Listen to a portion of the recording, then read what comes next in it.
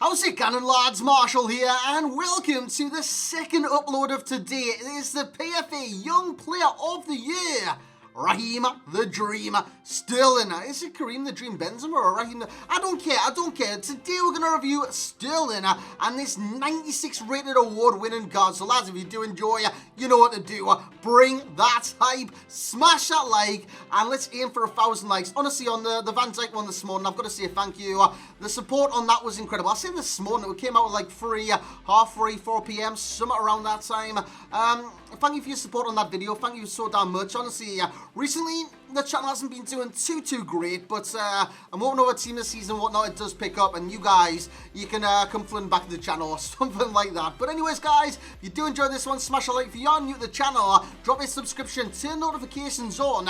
And in terms of Raheem Sterling and his role in the team, he's going to be playing as a right attacking midfielder in a 4-2-3-1. You would have seen Van Dijk earlier. He was incredible. Will Raheem kind of match up to his standard of play in any way, shape or form? Lads, let's find out. Let's get into the review. So here we go then, lads, and as you can see by the price in the top left hand corner of your screen on the PlayStation and on the Xbox, it's cost more than Van Dijk right now. He's tradable. His SBC costs more than Van Dijk at this moment in time. 1.19 on the Xbox and 1.27 million on the PlayStation. He is quite expensive. He's probably like 100k more than the Virgil Van Dijk. Both 96 rated, of course. However, Raheem Sterling is an attacker, and some reason they've rated the attacker high in terms of value than the centre-back, which is, I'm not too sure. It's a little bit strange. It really is. Raheem Sterling, he's got a 4-star skill moveset, 3-star weak foot. So if you do cut inside onto left foot, normally it does let you down. He's got high to medium work rates and some incredible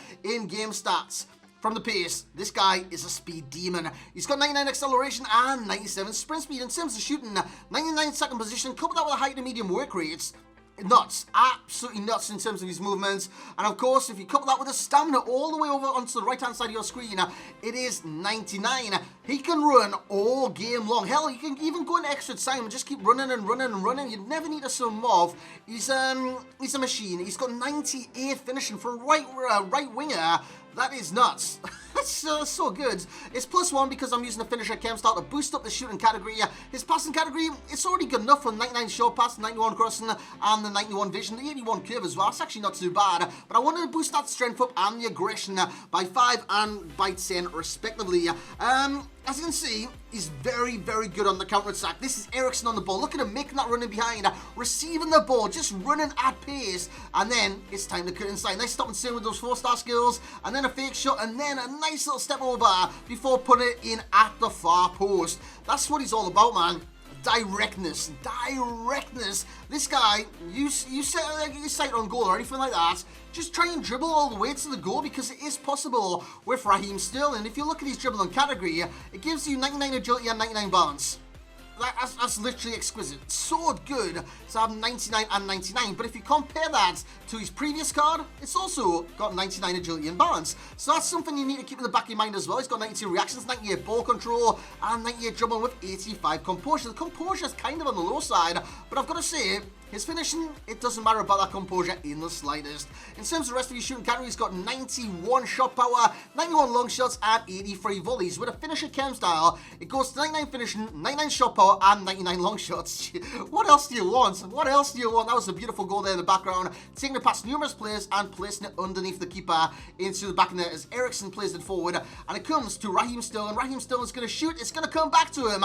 Kaboom. What a strike, man. What a strike. When it comes to his physicality on the card, he's got 83 jumping. That's not bad. Now, he is quite diminutive. Of course, he is 5'7". 83 jumping's not bad. Plus 10 with a finisher chem style. 93 jumping. That's incredible. But what's his head accuracy? It's 48. 48! No. Just no. This guy at the back post was winning headers. It wasn't accurate. And that's very unfortunate with the card. As Aubameyang plays it to Raheem Sterling. Raheem Sterling goes on the dribble here, cuts inside. That's beautiful ball control, and he just keeps a hold of it, man. Nice little 1-2 here. That's just a great finish. This card is very potent in front of goal. In terms of the best stats, agility, balance, acceleration, any of the 99s, just take your pick. In terms of the worst, 48 head accuracy and 55 aggression. When it comes to the pros, acceleration, sprint speed, acceleration 99. What else do you want? You don't want any more, and this is a perfect prime example in the background of just how quick he is in the 63rd minute of the match. I just ran nearly half the field and put it in the back of the net. He's incredibly quick on this game, and it's very hard for any fullback or centre midfielder or centre back or, I don't know, any player on the pitch to catch Raheem Sterling in full flow. It is very, very difficult because the acceleration is instant, but also his sprint speed is 97, his top speed is nuts. So once he does get in behind, it's very hard to kind of keep down. As you've just seen there, acceleration, top speed coming into play again, beating the keepers of the ball and putting it underneath him into the back of the net. When it comes to dribbling, an outstanding dribbler on this game. Of course, for a lot of wingers on this game, you want them to be good at dribbling. Lads, he's got 98 dribble, 98 ball control, 99 agility, and 99 balance. Throw in that with his 4-star skills and the acceleration. You've got a speed dribbler. Speed, speed, speed. This guy is so quick on the ball and very, very nimble, and he stays on his feet the majority of the time. Hence, why I don't have strength as a corner or anything like that, because I reckon 81 strength for the finisher chem style isn't bad for the card, and he wasn't going to the ground because he was that evasive for me anyways. Just in the air he was quite poor, and that weak foot was poor as well. But we'll get into that in just a second. When it comes down to the ball control, instant first touch, it is literally idyllic every single time. His first touch is nuts, and he controls it every single time. First time. He's got 98 ball control. His dribbling is crazy too. So his first touch and his close control, very, very good. In terms of the movement, height to medium, he's got 99 attacking positioning. Again, what he does is he stays on the last man, or he starts running from deep, and when he does that, basically, he gets beyond the fullback towards the centre-back and then runs between the two. One through ball, he's gone. He's in behind. And of course, with the finishing that he's got, which is the next pro, he's going to score. Unless it's on the weak foot, which I didn't really have great joy with at all, was the 3-star weak foot. Stamina is great as well. I kind of mentioned that earlier in the review. He can go from minute 1 to minute 120 without breaking as much as a sweat. Not even a bead of sweat would be dripping down his forehead. He's great on this game when it comes to stamina. The only con I did find with the card was the 3-star weak foot.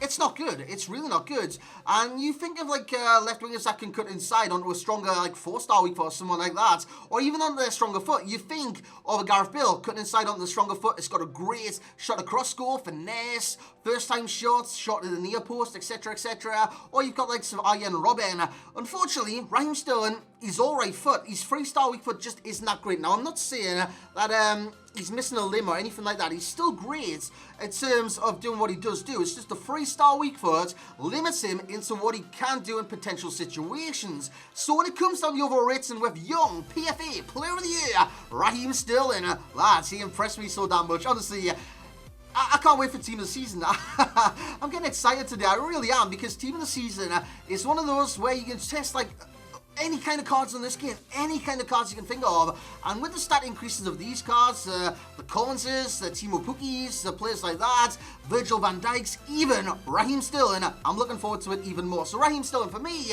will get written off in 9 point, it's going to be a big one, 7.